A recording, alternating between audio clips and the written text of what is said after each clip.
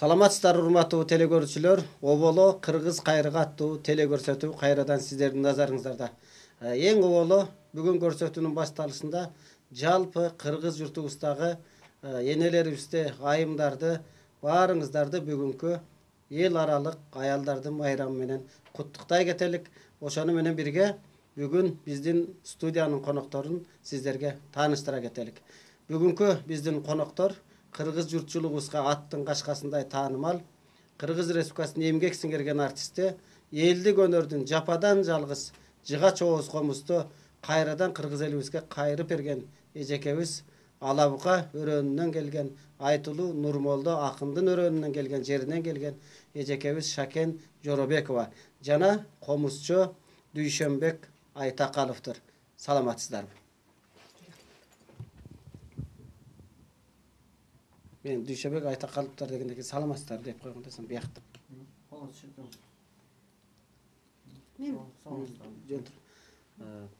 Анда биздин бүгүнкү коноктор бул жерге келген Шакен Жоробекова жана комузчу Дүйшөн Атакаловдур. Саламатсыздарбы?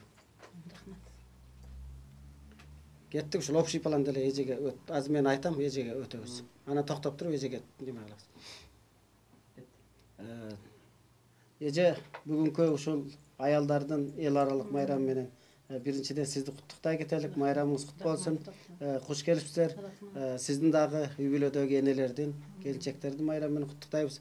Анан дегенде ушул бүгүн көрсөтүүнүн башында өзүңүздүн автордук Эне сай аттуу чыгармаңыз менен бүгүн ушул жалпы телекөрөрмандарга, айымдарга арналган майрамдык чыгарылыш бүгүнкү ушул Оболо Кыргыз кайрыгына туш болуп турабыз. Анда ошол чыгармаңыздан баштайлык. Андан кийин кеп кезекти маекти улайбыз эже.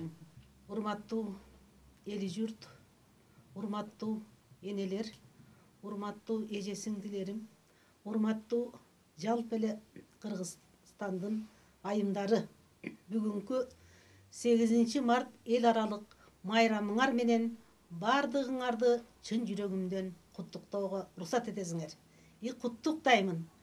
Эмне каалаймын силерге? Узун өмүр, чын ден соолук, бакыт таалай, элиме тынчтык, токчулук, ынтымактык каалап кетем. Анан ушул Эне сай деген күйүм бүгүнкү энелердин майрамына туш келип, ушунчалык айкалышып калгандыгына мен өтө кубанычтамын. Анда силерге арнап Эне сай деген өзүмдүн күйүмдү ойноп коеюн.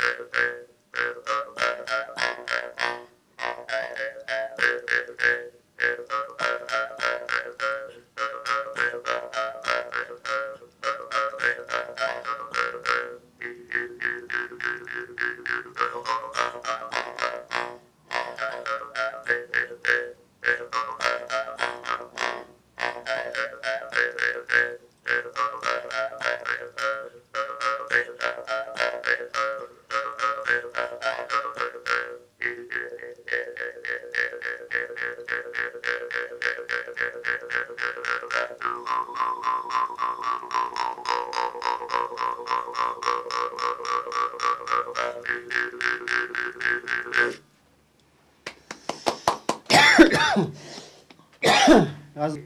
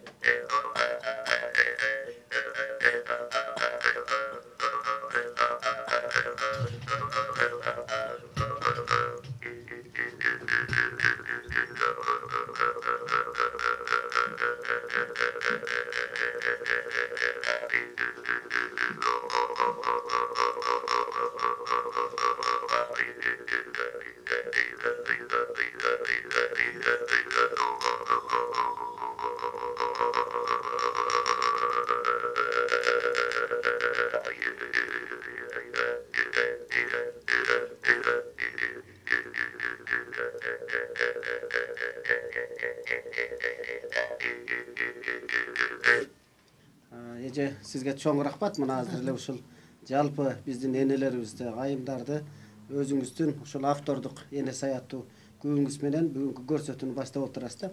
Анан кыргыз элибиз ушул Шакен Жоробекова дегенде Жыгачобоз комузду билет. Жыгачобоз комуз болсо Шакен Жоробекованы жалпы кыргыз журтчулугуна тааныштырды. Рахмат. Бул өнөргө кайрыла кетсеңиз эже. Ушул Жыгачобоз комуз деген биздин улуу энелерибиз, апалар, ушул Обоз комуз, Темир Обоз комуз ойношуп, анан Жыгачобоз комуз ойноп келген.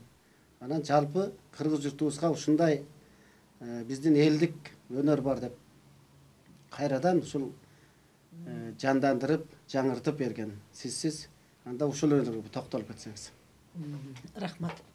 Бул менин суроонун ар бир точкасы, ар бир белгиси, ар бир түшүнүгү өтө чоң мааниде да. Адыбай аябай сонун суроолорду тандапсың, аябай сонун сөздөрдү ушул улуу, бийик кыргызды кыргыз кылып тааныткан ата бабадан калган комуз үчүн сен сонун сөздөрдү изденип таапсың да. Ошого ылайыктуу комуз. Ошол сөздөрүң ушул комузга ылайыкташып турат да. мен отуруп сени сөздөрүңү угуп ыйлагым келип атат. Себеби ушу комуздун ушунчалык бийиктигин сен эле сезген окшойсуң деп мен ойго да келип турум да. Жалпы журтубуз деле аны сезип жүрөт. Сезип. Эми мейли аягын айтпай эле коеюн, Эми мындай. Бул комуз ата бабадан калган комуз экен. Ата бабабыздан калган комуз экен. Биздин эң бир улуу сыймыгыбыз ата бабабызда. Ала тообуз, кыргыз элибиз, жерибиз. Ошолор көчмөнтү болуп жүрүп, тоо таштарда жүрүп, ойлоп, анда мындай эстрада деген жана башка музыкалар жокто, ушул комузду биринчи ойлоп чыккан экен. Тоолордун башында жүрүп, жашап атышып, эмне кылсак, зеригишип, кандай нерселерди ойлонуп чыксак деп, булар үчүн алар көп башын ооруткан. Өтө көп ойлорго келген. Бирок биз ошону дайым ойлоп турушубуз керек дагы. Муну өтө ыйык, өтө бийик деп сыйлап, сыйынып жүрүшүбүз керек да бул комузга. Анан ошол суудун үнүн укпаган таштын үстүндө өсөт бул. ий жыгач деген жыгач. Бул ошол жыгачтын айта кетсеңиз эмнеден жасалат? ий жыгач деген жыгачтан жасалат. Анан муну мен 1967-жылы сахнага алып чыктым. Муну менин апам ойночу. Жыгачын дагы, темирин дагы. Менин атам мүнүшкөр болгон. Анан апам комузчу болгон, атам революционер болгон. Айта берсем, аябай чоң адамдар, бийик адамдар. Анан ушул комузду мага апам үйрөткөн. Анан мен муну үйрөнүп, мен 2-классыман баштадым. 2-классыман баштап үйрөнүп отуруп, ушуну 67-жылы сахнага алып чыккандан кийин кызыгып, элдер Асамузадан да жасашып атат, Карагаттан да жасашып атат. Анан эми Өрүктөн да жасашып атат. Алардан үн чыкпайт. Музыкага толук жооп бере албайт, кайрууга келбейт. Музыкалык жагы өтө начар болот алардын. Ошол ий жыгачтан гана жасаса, таштын үстүнө чыгат. Муну ат менен барып, атты байлап коюп, анан жөө чыгат таштын үстүнө. Анан ошордон кыркып алып келип, 6 ай, 5 ай кургатып шийпырдын үстүнө тегиз кылып коюп, ийри болбош керек бул. Анан арчып кабыктарын, анан ичинен бир кичине томолок нерсе чыгат. Анан ошону кыркып, ортосунан тең бөлүп жукартып отуруп, анан ушуну оет. Муну менин агам бул эми ушул ооз комузду жасаган уста азыр бар да, айылда барбы, кимдер жасайт? Айылда бар, анчалык жасай албайт. Мени мунун бул комузду менин агам Кочкаралы деген аталаш агам жасаган, ошонун комуздары мага жасап берген. Андай эч ким жасай албайт. Мен айылыбызда бир эки аксакалдар бар эле, бирөө өтүп кетти, бирөө бар. Бирок алардын комузу, анын комузу менин бул агамдын ойгон комузуна жетпейт. Мунун башкача. Анан ушуну өзүм ойногондон кийин өзүм да кызыктым, өзүм да ойбоймбу деп, азыр эми өзүм да оем. Өзүм да кызыгып, өзүм эле оёюнчу деп. Анан ошолорго деле мен комузду үйрөнгөндөн кийин муну көмөкөй деп коет, муну тили деп коет, муну жаагы деп коет. Тили канча болуш керек, көмөкөйү канча болуш керек, анан муну жерин ичкелиги канча болуш керек, анан мунун жукалыгы кандайча болуш керек. Мен аларга айтып, ошо агам айтып, отуруп сүйлөшүп, анан ушундай ойдуруп, мен ойной билгенден кийин билдим да, кайрын кандай кылса кандай жакшы үн чыгарышын. Анан ошентип отуруп ушу комуздарды ойгонбуз. Азыр өзүм да Кудай кааласа жасап атамын, жасаймын. Жасадым, жасайм, Кудай кааласа, жасап атам. Азыр сиздин айткан ушул ар бир сөздөрүңүздө телекөрөрмандар, биздин улуу муундар, балким орто муундар, жаштар дейли. Ошол баары эле бул жыгач ооз комуз эмнеден жасалат экен, мунун жасалыш тарыхы кандай пайда болгон, анан ушул өнөр кайдан келген деген суроону бүгүн ушул жооп алды окшойт. Сиздин дагы бир бул ушул ар бир ойногон чыгармаңыз менен бириктирип, дагы көптөгөн ушул чыгармаларды угабыз бүгүн. Эми сиз менен бирге келген жаныңызда Дүйшөнбек мырза турат. Биздин кылымдарды картып келген кыргыздын 3 кыл комузун анда бир шаңшытып, жакшынакай бир күү ойноп берсин эже. Бүткүл кыргыз жериндеги энелердин, кыз келиндердин байрамы менен куттуктайм. Атай Огунбаевдин Ак тамак, көк тамак деген күүнү аткарып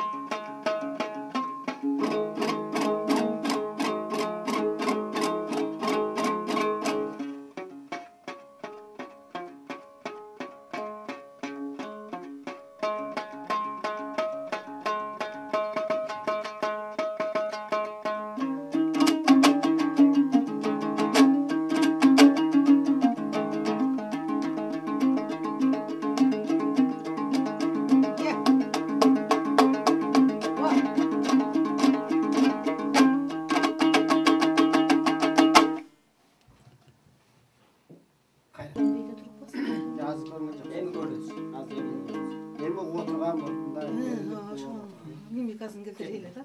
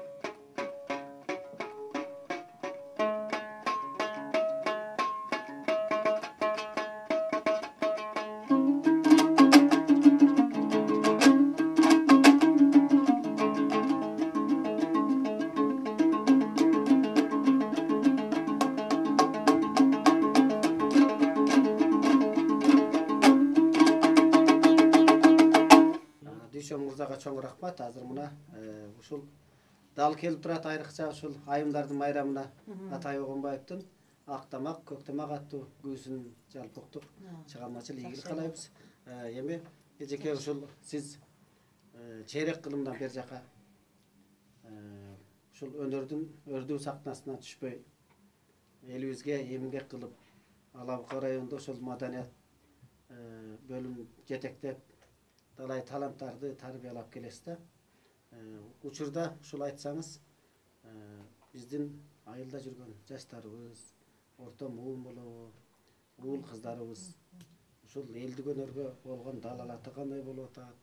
Деги эле азыр ушул өткөн заманда деп койсок болот. Ушул өнөрдүн акыбалы кандай? Жалпы эле ушул элдик өнөрдүн акыбалы. Биз эмне кылып атабыз? Дагы эмне кылышыбыз керек деген сыяктуу. Аябай кыргыз эли үчүн арналган суроо болду. Эми азыр биз өзүң айткандай өткөн заманда жашап атабыз. Бирок ошондой болсо дагы эл деген дарыя, океан, деңиз бардык жүктү, бардык нерсени эл көтөрөт. Ошондой эле ошол эл, ата-энеси, балдары, таланттар биз кыргыз эли көбүнчө өзүбүздүн улуттук нерсебизге көңүл буруп атабыз. Мисалы үчүн кыргызда жыгач ооз комуз, темир ооз комуз, кылгыяк, чопочор, сыбызгы жана башка окшогон бир топ биздин өнөрлөрүбүз бар. Аспаптарыбыз бар. Ошол аспаптардын бардыгын ошол ар бир областта, ар бир райондордо, ар бир маданият үйлөрүнүн алдында өзүбүздүн улуттук эмнерсти өрчүтүп, ошону менен ырдап, ошону менен бийлеп, ошону менен ойноп, ошону менен көңүл ачып, ошону менен элге концерт койсок кандай сонун болмок. Бирок биз ушул жагына көңүл бурбай эле жаштарыбыз баягы телевизордон көрүп алып эле эстрадага берилип кеткенбиз да. Демек баягы сиздин ушул оюңузча азыр биз бир эле шаарда эмес, ушул айылда деле элдик өнөрдүн акыбалы өтө жогорку деңгээлде эмес турбайбы? Эмес. Анда ошо сиздин оюңузча биз деген балким бул улуттук өнөрдүн аксап атканы биздин ушул кол өнөрчүлөр дейлик. Жанагы сиз мен жападан жалгыз агам ошону жасап берген деп атпайсызбы? Жыгач Оозкоомузду, Темир Оозкоомуз жасагандар, зергерлерибиз баштап балким ушул биздин ошол улуттук аспаптар, элдик аспаптар айталык да, кыяк, же болбосо чопочор же башка ошолордун баарын жасагандар балким аз болуп жаткандыр. Же болбосо ошону көбүрөөк биз пропаганда кыла албай аткандырбыз. Шудан бир канча жыл мурда, мына өткөн заманда бурун эстердин убактарында 60-70 жылдары ушуну жасаган усталар көп эле. Усталар. Ошол убактарда көңүл бурбаганбыз да, эми баягы убакыт келип жаш өтүп кетет экен, дүйнөдөн жок болуп, көзү жок болуп. Ошолдо биз бысмылда деп баштагандан ошо улуттук нерсеге кызыгып, ошону башташыбыз керек эле. Алардын эми арабызда жүрө бергенде жана жасаган усталар ойлогонбуз, жакшы көңүл бурулган эмес да. Биз дагы эле жакшы көңүл бурбай атабыз улуттук нерсебизге. Усталар болгон ошол убактарда 60-жылдар 70, азыр жок. Бардык дүйнөдөн өтүп кеткен. Жаштар көңүл бурган эмес. Жаштар жана эстрада көңүл бурган. Ошон үчүн жакшы Меминдеги Мыскалга окшогон, Атайга окшогон, Баятипке окшогон обончулар, ырчылар жок болуп атпайбы? Сайыт абалардай. Сайыт абалардай. Кыяк ойногондор. Кыяк ойногондор жок. Чопочор ойногондор жок. Жана башка ушул улуттук нерседе ойногондор жок болуп атпайбы? Биздин ушул көрсөтүүнүн негизги максаты же ушул эл ичиндеги катылып жаткан ушул элдик өнөр, өзүңүз айткандай ушул баягы кыл кыяк, чопочор, сыбызгы ушул элдик, улуттук аспапта ойногон биздин өнөрпоздорду тааныштыруу, ошону көрсөтүү, ошол өнөрпоздор аркылуу биздин улуттук аспаптарды, ушундай аспаптарыбыз бар, ушуну унутпайлы деген. Азыркы эле сиздин сөзүңүздө илгертен ата бабалар айтат эмес баягы керегем сага айтам, келиним сен ук, уугум сага айтам, уулум сен ук деген сыңары. Сиздин сөзүңүз менен жалпы биздин телекөрөрмандар балким угуп отурган болсо, бир кезде бизде ушул Ордолобош шаарыбызда Мурас деген чоң жакшынакай ушул улуттук аспаптар жасаган, улуттук кийимдерди ушул жасаган, тиккен ушундай чоң ишкана бар эле. Азыр ал ат жыты менен жок. Биздин Бишкекте ушул кыял бирикмеси бар, иштеп жатат, бирок негедир ушул жогорку деңгээлде ушул иштебей атат окшойт чамасы. Балким сиздин сөзүңүздү, биздин ушул көрсөтүүнү көргөн болсо, балким жандантып дагы бир жардам бере турган болушу мүмкүн. Андай же дагы бир кайра ушул бир жакшынакай чыгармага келелик. Жалпы эле элибизге дүйнө жүзүнө белгилүү улуу агабыз Чыңгыз Айтматовго арнап, Кыргызда бир Чыңгыз бар, бир комуз бар деп, ушу Жыгач Оозкоомуз чыгарганда ошого арнап Кыргыздын жылдызы деген күй чыгардым эле. Бирок ошол темамызы ошол адамга ылайыкташтырылып, анан ошого күй чыгарганыма эми бул мактангандык эмес. Муну элимдин жүрөгүндө сакталат кылымда. Бирок өзүм мен ишенип мындай ыраазы болуп сүйүнөм да ичимен. Чыгармаң сенин чын алтын Чыңгыз, чыгарып бердиң Кыргызга Чыңгыз. Чиймелеп жаздың чындыкты Чыңгыз, балбылдап жанган бир чолпон жылдыз. Деген жага алмай эле көздөрүң, жалп элге жакчу сөздөрүң. Турумтай эле көздөрүң, туугандарга жакчу сөздөрүң. Кыргыйек эле көздөрүң, Кыргызда эмес, Кытайга жакчу сөздөрүң деп Чыңгызга арнап ошол Кыргыздын жылдызы деген ойноп берейин.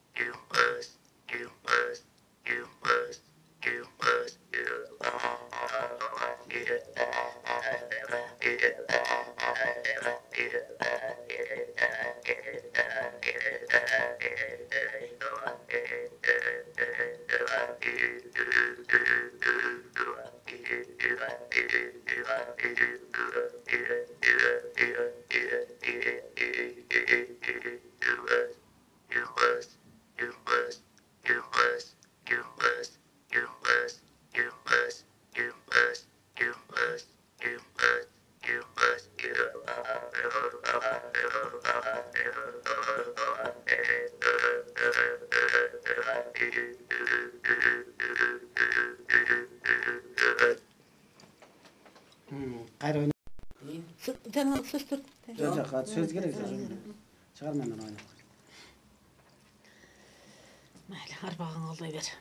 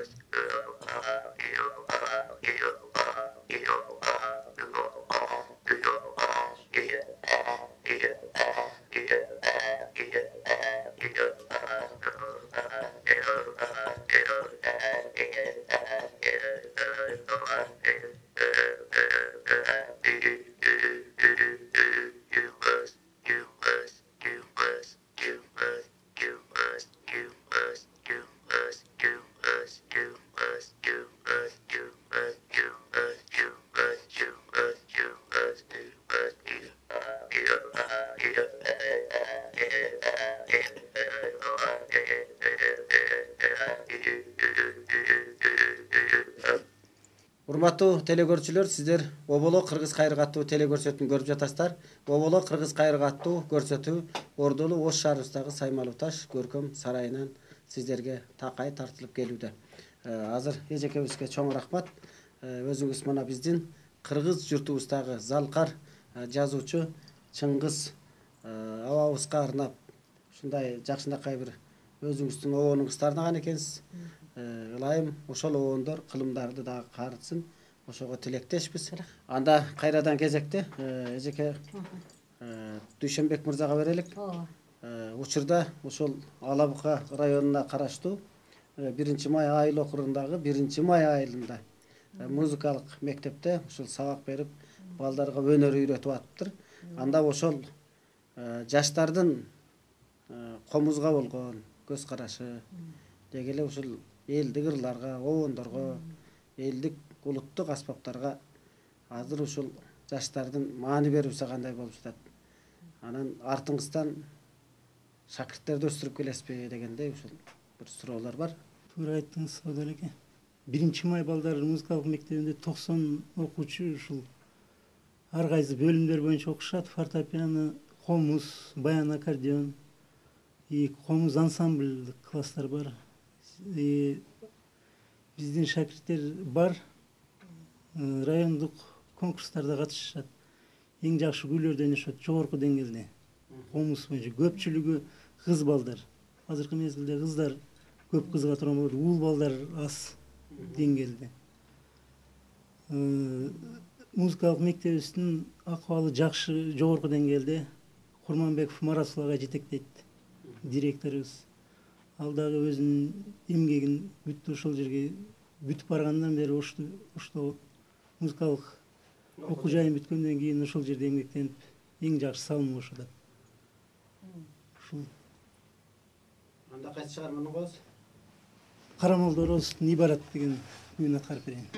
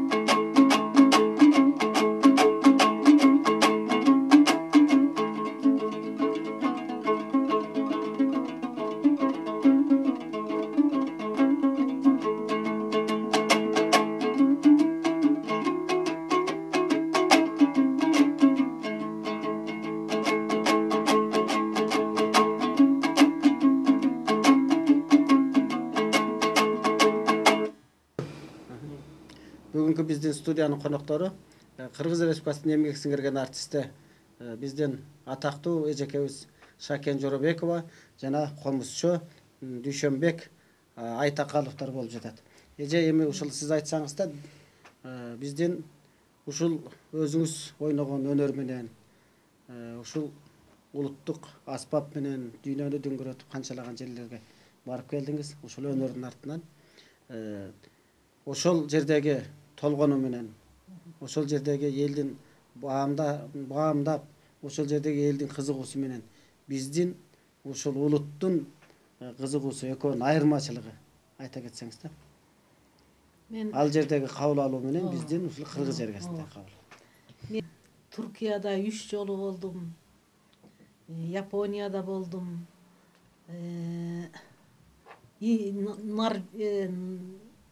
Непалда болдум. Кытайда болдум. Анан өткөн 2008-жылы Норвегияда болдум. Якутияда болдум. Якутияда 41 мамлекет менен конкурска чыгып, 41 мамлекетти жеңип чыктым. Бул ушу 93-жыл болуш керек. Ошондо Япониядан Тадагава Лео деген профессор келип, Америкадан Свейн, Америкадан Крейн, Норвегиядан Свейн деген музыканттар жюри болуп отурушту. 1 жылдан кийин ошо Япониянын Тадагава Лео Алабукага мени издеп келди. Ошондо көрүп мен биринчиликти алдым. Ал ардын ошо чет өлкөлөрүндөгү адамдар ак караны кара дейт экен да, иштарлык да болбойт экен аларда. Ошо Маани берүүсүн айтып маани берүүсү, ооба. 15 күн конкурста болдук, калган 15 күн концерт койдук. Ошондо 15 күндөн анан мен ошолорду жеңип чыктым. Кыргыздын темир комуз, жыгач комуз дегеле жерде жок экен. Япониядан келди, бирок оюлушу да башка, үнү да башка. А темир комуз 41 мамлекеттен келди. Алардын үндөрү деле бир музыкальный жагында жок, бир өлкөдө дагы. Курук-курук, шурук-шурук, турук-турук, анан башка эчтеке жок. Анан бир музыкальный жагынан анан күйдү да түшүндүрө албайт да, баш аягы жок. Жөн эле шорок-шорок ошон ойноп коет экен. Анан бирок ар бир мамлекет биздики деп талашты комуз, темир комузду. Жыгач комузду Япониядан келди, башка жакта жок экен. Аны талашка алуу деле келишкен жок, жыгач комузду. Анан экөөнүн тең кыргыздыкы кылып алып чыктым. Бирок сен бизден талашып алдың деген жок. 15 күн конкурста болдук, там беришти. Туура деди. Анан мени ошо дүйнөлүк артист деди. Кыргыз Республиканын эмес, дүйнөлүк артист деген Ушул өнөр менен. Өнөр менен дүйнөлүк артист деди. Деген наамдарды беришип, сыйлыктарды берип Якутияда. Анан былтыр Норвегияда ошол 46 мамлекет менен конкурс болду. Ошол жерге чакырышты. Бардыктын өстөрү төлөдү. Даже визама чейин төлөштү. Котормочу болду ал жакта. Ал жакта да 1 ай болдум. 15 күн дагы конкурста болдум. Дагы ошол Ооз комуздун мастери деген ат беришти мага. Өздөрүнүн газетине жазып чыкты. Ал газетаны алып келдим. Анан бекер жүрбөй бош убактарымда мындай конкурстан кийин 2 саат 3 саат Кытайды, Япон, Африк, Норвег, Кыргыз мен өзүм ансамбль үйрөттүм ошолорго. Ансамбль үйрөтүп анан жанагы кыздын арманы деген күйдү ошолорго үйрөтүп аларды ансамбль кылып, акыркы гала концертине алып чыктым. Сүйүнүшүп жанагы эми норвегтер, жанагы Норвегиядан бирөө кошулган жана Свейн деген профессор музыка укмуш кылышты да, ошо газетага Ооз комуздун мастер деп тема коюп, ортосуна Норвегия эми өтө сонун жер экен, көл, жашыл, бай мамлекет, жетишкен мамлекет экен. Хилда Беккер деген кыз жетектеп ошол өткөрдү конкурсту. Анан ошол тоолордун, көлдөрдүн сүрөтүн газетанын ортосуна коюп, аркабызга фонго. Анан бизди газетанын ортосуна дагы бешөөбүздү тартып чыкты. Эми ыраазы да мага. Анан бир күйдү менин эң эле оңой күйүм, биринчи күйүм ошо кыздын арманы. Күк. Анан ошол оңой күйүндү үйрөтсөм, үйрөнүштем толук үйрөнө алган жок. Ритм бери ушу мен менен кошо чыгып турушту, ошого сүйүнүштү. Катуу сүйүнүштү демеде. Анан маани берүү эми мен дискетimi чыгарып келди Япониядан. 2 китеп чыгып келди. Кинолорум жүрүп атат Японияда. А менин дискетим али Кыргызстанда чыга элек. Япониядан издеп келишти. Анан мен айттым, эми мен өлөң менен Жарамазанда биринчи сахнага алып чыккан мен болгом. Ошо өлөңдү, дастаным, мырларым, жыгач комуз, темир комуз, жыгач комузду тактеке менен ойнотом, ооз комузду. Бардыгын ошолорго бердим. Японияда мага окшогон бир кыз чыгарып алгыла деп. Мына эжеке, мен сиздин азыр ушу сөзүңүзгө кошулуп толук кошулгум келет. Кээде ушул дүйнөнүн аркы жээгинен туруп биздин өнөргө суктанып, ушунчалык биздин бир кайталангыс өнөрлөрүбүз бар экенине биз өзүбүз сыймыктанышыбыз керек да. Бирок биз сыймыктанбай эле кээ кезде ушул баягы жүрөк кейит, ошол өлкөлөр бизге суктанып, кызыгып, ошол өнөрдү көтөргүсү келип, ошондой таланттууларга там берип, ушул колдоп кеткенде кээде мындай өзүбүздүн жерибизде жүрүп туруп бир жүрөгүбүз ачышып, ошол өнөрдүн негедир бааланбаганына дагы кээде ичиңиз күйөт. Ошол үчүн эже бул өнөр буйруса быйыл мына биздин мамлекетибизде ушул маданият жылы деп мындай айтканда, ушул биздин маданияттын мурастарын сактоо, өнүктүрүү, мурастар жылы деп атпайбызбы? Балким ушул ар бир өнөрдү биз кичине ушул көтөрүп, көрсөтүп, ушуну ушинтелик деген ушул мааниде жасасак, балким бул өнөр дагы жайылат эже буйруса. Эми анда ушул сизге чыгармачыл ийгилик каалоо менен жакшы таланттарды өстүрүп келесиз. Өзүңүздүн ушул өстүргөн таланттар учурда бир топ эле жерлерде иштеп жүрөт болуш керек. Азыр дагы ошол артыңызда бир мындай Ала Бука районунда ушул өзүңүздүн комузчулар ансамбли барбы, жокпу? Эже өзү эле бүт чет мамлекетти кыдырып, айылды унутуп калды экен деген сөз болушу мүмкүн эже. Ошону айта кетсеңиз. Мен ошо 67-жылы сахнага чыктым деп эдим да. Анан 72-жылы ансамбль уюштурдум 5 кыздан турган. 27-ci съездге Бишкектен Болот Миңчилкиев барды. Анан 5 кызды алып мен бардым. Кремльде устубайт эттик. Концерт бердик ансамбль менен. Анан 5 алтын саат менен сыйлады бизди. Ошо 5 кыз тең азыр менин айылымда, майда. Алтын саат менен сыйлады. Ошол саатты тапшырып кайтып алып койду. Брежнев алдырды. Мен алдымда отурат да. Алып деди, обкомго жөнөтөбүз, обкомдон бир адам барып, айылыңарга барып тапшырат деди. Анан макул болдук. Ошондо жылкычылардын чогулушу, санчылардын чогулушу, чабандардын чогулушу деген чогулуш көп болчу эле. Эл толгон клубка. Анан обкомдон профсоюздун председатели барып тапшырды. Унутуп калдым фамилиясын. Ошол күнү мени партия кылып, ошол күнү маданият бөлүм башчысы кылды. Бизде Абдыбай Тажыбаевич деген райком 69 район бөлүнгөн Ала Бука Аксыдан. Ошол киши райком болуп барган. Ошол жыйындан чыккандын эртеси күнү мени бир күндө партия кылып, бир күндө маданият бөлүм башчысы кылды. 67 директор маданият үйүнүн директору болуп иштедим. Андан ошол маданият бөлүм башчысы болуп бир күндө кабыл алды. Мына күчтүү эмненен. Менин бир өкүнгөн жерим, мен көп кыздарды тарбияладым. Эми жаштык кезимди, жаштык эмгегимди элиме арнадым. Биш шаарда деле жүргүм келди. Бирок эми айылдын кызы баягы Курманбек Салиевич ааламга кеткен жол айылдан башталат дегендей, мен өзүмдүн айылыман баштап кызыгып кетким келбей калды да. Ошо маданият бөлүм башчылыгынан клуб, китапкана, музыкалык мектептерди ачтым. 2 элдик театр ачтым. Бизде Шахбазил деген улуу бийик жер бар. Ал жерде өзбек туугандар жашайт. Ал жерге өзбек элдик театрын ачтым. Райондун борборуна маданият үйүн куруп 91-ci ишке кирди. А жерге кыргыздарга элдик театр алып бердим. 2 элдик театр мына кызыгып калдым ишке. Кетким келбей.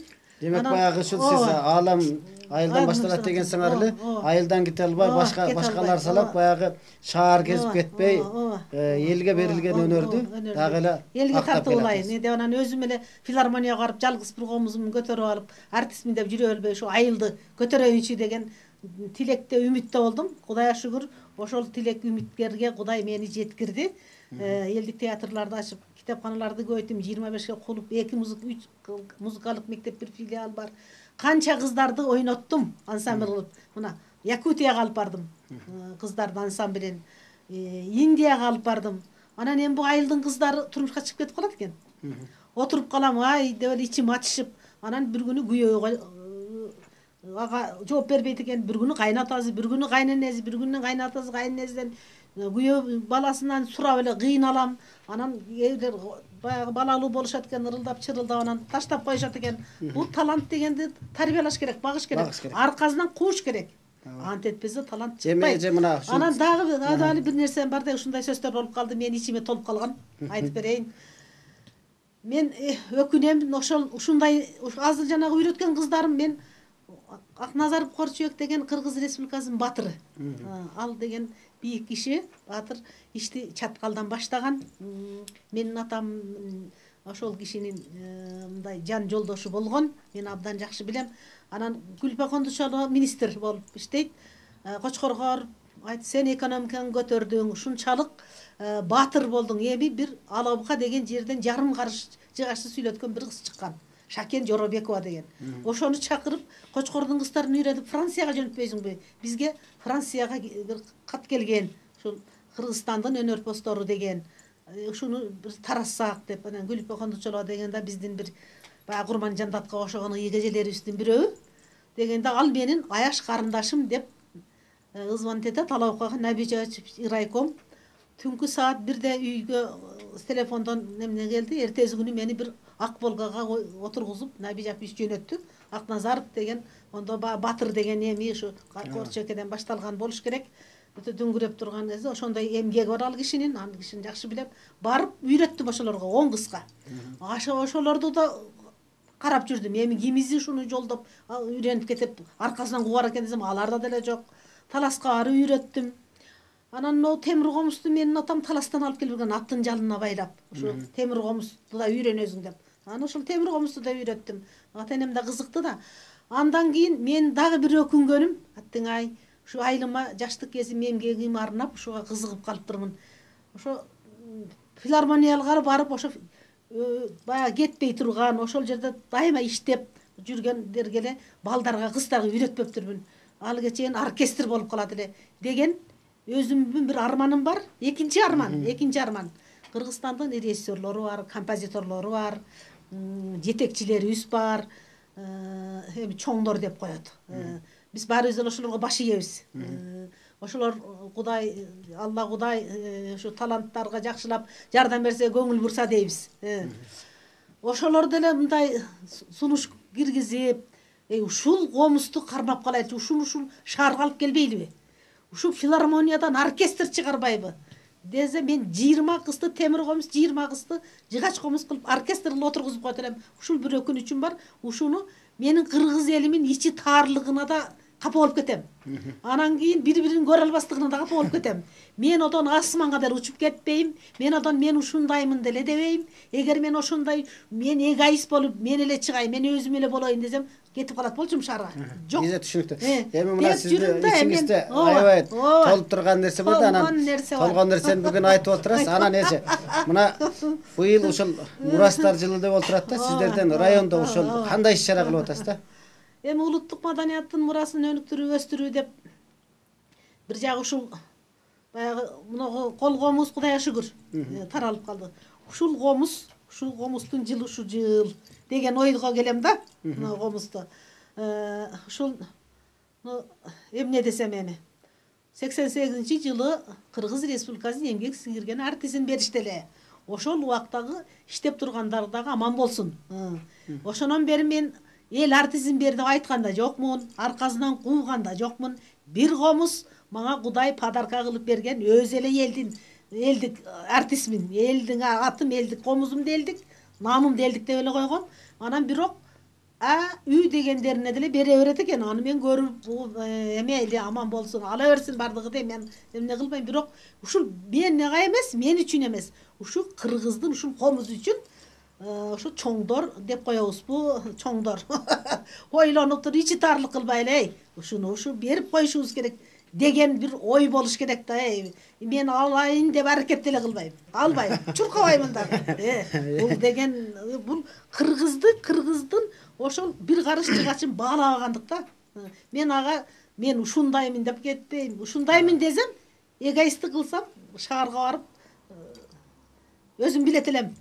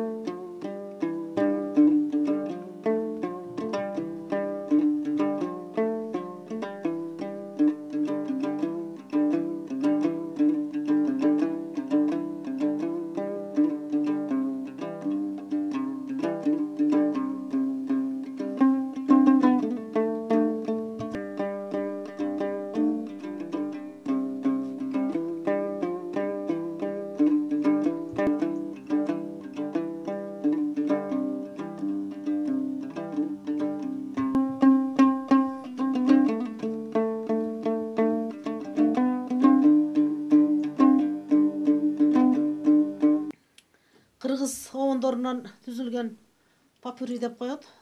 Ошо Кыргызстанда Шералиевдин, Ырысбайдын, Атайдын оңдорун ошо темир комуз менен иштеп чыккам. Эми бул комузду менин кыргыздарым кээ бир түшүнөт, түшүнбөйт. Ошо күүлөрдү түшүнбөс үчүн ушу оонду да иштеп чыгып койчу, оондорду иштеп чыгып койгом. Ушу оонду билгендер ушунда билишет, түшүнүшет деп. Дагы эле түшүнүшпөйт. Эми ошону ойноп берейин.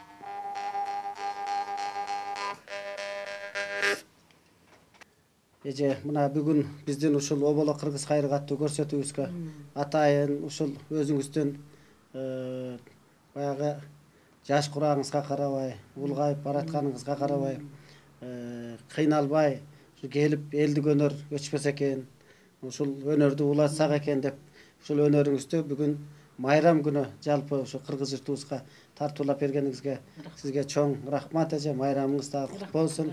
Чыгармачыл ийгилик каалайбыз. Дүйшөнбек мырза, сизге дагы ушул чыгармачыл ийгилик каалайбыз.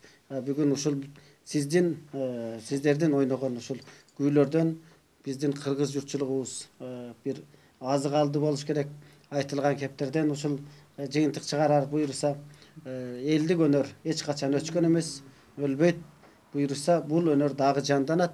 Аккан арыктан субага теже сиз дагы жаштарга көп өнөрдү үйрөтүп, ошо тарбиялай беришиңизге, ушул өнөрдү калтырбай алып кеткениңизге ыраазычылык билдирүү менен бүгүн биз ушул көрсөтүүнүн соңуна чыгабыз. Урматтуу теле көрөрмандар, бүгүн сиздер оболо кыргыз кайрыгы аттуу теле көрсөтүүдөн Кыргыз Республикасынын эмгек сиңирген артисти, Алабука райондук маданият бөлүмүнүн жетекчиси, кыргыз журтчулугубузга таанымал кылымдап келген биздин ушул элдик өнөрдү аркалаган, элдик өнөрдү өчүрбөй, жыга чобузгонубузду кайрадан элибизге жандандырып берген эжебиз Шакен Жоробекова жана таланттуу комузчу Дүйшөнбек Айтакаловдун өнөрүнө күбөдөр болдуңуздар. Ушуну менен биздин оболо кыргыз кайрыгы аттуу теле көрсөтүү соңуна чыкты. Саламатта калыңыздар.